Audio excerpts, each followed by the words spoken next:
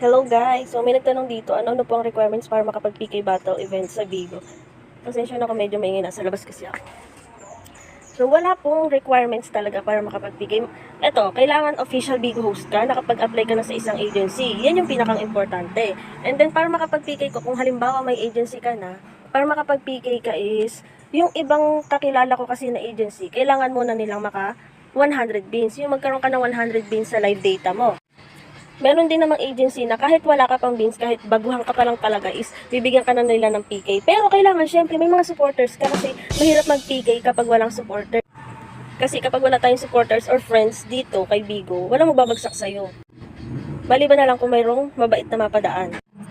Yung sa friend ko dati, kapag nagmi-meeting sila, nakikijoin ako. And then, yung agency nila, ang advice sa kanila nung admin na naghahanap ng makakalaban mo sa PK, mas okay daw kung mapapataas mo muna yung level.